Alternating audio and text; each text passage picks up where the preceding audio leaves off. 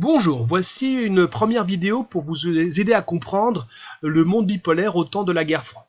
Alors tout d'abord, vous savez que dans le thème 1, on sort de 31 années de crise, deux guerres mondiales, la première 10 millions de morts, la seconde 50 millions de morts, et puis l'apparition de régimes totalitaires, la Russie qui devient l'URSS, régime totalitaire également en Allemagne. Donc en 1945, les enjeux sont le rétablissement de la paix, son maintien, le rétablissement de la démocratie, et puis la reconstruction évidemment pour les pays les plus touchés. Nous allons donc aborder le premier chapitre du thème 2 sur le monde depuis 1945. Il y a dans ce thème 2 le monde bipolaire. Il y a aussi le retrait de l'Europe, d'Afrique et d'Asie, où certains pays avaient des colonies. Il y aura des mouvements d'indépendance. On va voir aussi le besoin de rapprochement de pays européens autour du projet européen pour se moderniser, pour se reconstruire.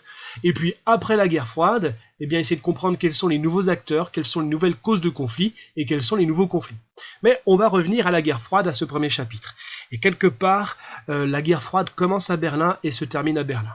Il faut se rappeler donc qu'on sort de la Seconde Guerre mondiale, ces pays-là étaient alliés.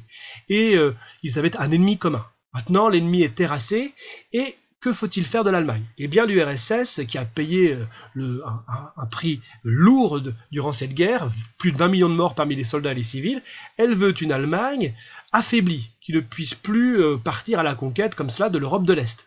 Mais en face, les autres alliés ne sont pas d'accord. Ils pensent que affaiblir, humilier l'Allemagne, ce serait commettre la même erreur qu'en 1919 avec le traité de Versailles, et que cela permettrait le retour d'un autre régime totalitaire. Et donc Staline, qui n'est pas d'accord avec ce projet-là, va faire, entre 1948 et 1949, le blocus de Berlin.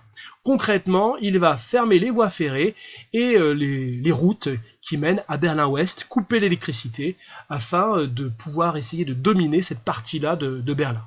Mais les autres alliés vont répondre par un pont aérien. Concrètement, à peu près un avion toutes les 45 secondes pendant 11 mois pour ravitailler Berlin-Ouest. Donc, à l'issue de cela, Staline se rend compte que ça ne fonctionne pas, il laisse faire, finalement, après cette période de pont aérien, il va laisser faire ce que veulent les Américains, les Anglais, les Français de leur parti. Lui va rester, dominer la partie de l'Allemagne qu'il a libérée. Et donc ça va être la création de la RFA, de la République fédérale allemande, et de la RDA, République démocratique allemande. Alors attention, c'est une tension, mais il y aura quelques morts, on l'avait vu dans la diapositive précédente, à peu près 76 morts. Il y aura des tirs de défense aérienne soviétique contre certains avions. Mais on verra que pendant la guerre froide, il y aura d'autres conflits qui feront plus de morts. Bon, mais on revient à Berlin. Donc il va y avoir une période, après 1949, où la population allemande va plutôt quitter la partie communiste pour aller vers le monde libéral, les démocraties libérales. Et cela va être suffisamment important pour que les communistes finalement décident, après 12 années, en laissant faire, il suffisait de passer à Berlin-Est, de changer de quartier, d'aller à Berlin-Ouest, et on pouvait changer de pays. Sinon, le passage d'un pays à l'autre était réglementé. Eh bien, dans la nuit du 12 au 13 août 1961, il va être décidé de créer un mur entre Berlin-Est et Berlin-Ouest. Alors évidemment, cette situation-là ne va pas se faire du jour au lendemain, il va falloir construire ce mur, mais ce mur, lui, va rester debout pendant 28 ans. Donc attention, il y a des élèves parfois qui, après le blocus de Berlin, me disent il y a la construction tout de suite du mur de Berlin, et pas du tout, il y aura une période de 12 années, et il y a ces migrations qui veulent être empêchées par l'URSS. Donc dans la nuit du 12 au 13 août 1961, commence à être érigé ce mur qui va gagner en hauteur, mur qui va être le symbole d'une injustice. Les familles vont être divisées, une partie qui habite Berlin-Est, l'autre Berlin-Ouest. Il va symboliser ce mur l'absence de liberté du bloc communiste. On voit là par exemple même un soldat est-allemand qui essaye de s'enfuir.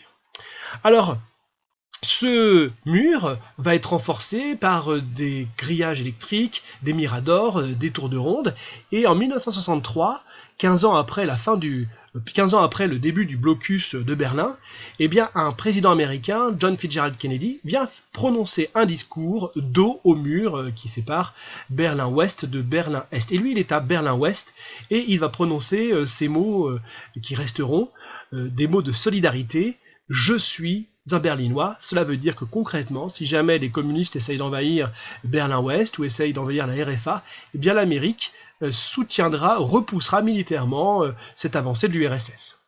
Bon, alors le temps passe, 28 années de mur de Berlin. En 1985, arrive au pouvoir un communiste plus modéré. Il va mener une politique plus libérale, il va autoriser la liberté d'entreprise pour les petites entreprises, donner plus de liberté aux grosses entreprises, c'est la perestroïka.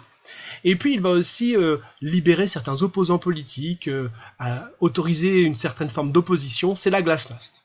Mais il semble-t-il, un régime totalitaire qui n'est pas complètement totalitaire ne contrôle pas la situation. Et il va y avoir un souffle de liberté, notamment en Allemagne de l'Est et dans Berlin-Est, et la population va vouloir passer le mur de Berlin. Les gardes vont demander un ordre à l'URSS qui va répondre de laisser passer, et donc ça va être le début de l'effondrement de l'URSS. Car d'autres pays vont prendre exemple. Alors, on voit que ce mur a entraîné la mort quand même de 140 personnes. Ça reste moins si on compare cela à des guerres mondiales, mais en tentant de s'échapper du bloc du monde, de Berlin-Est ou de l'ARDA, certains vont se faire tirer dessus par les gardes frontières.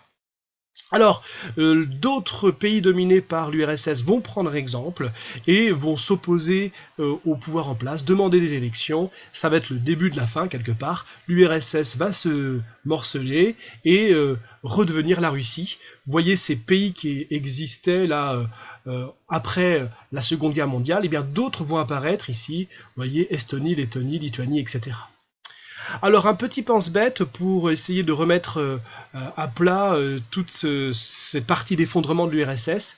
Le pense-bête, cela se passe surtout 200 ans après le début de la Révolution française, donc en 1789. Je prends les trois dates successives, 1989, 1990, 1991.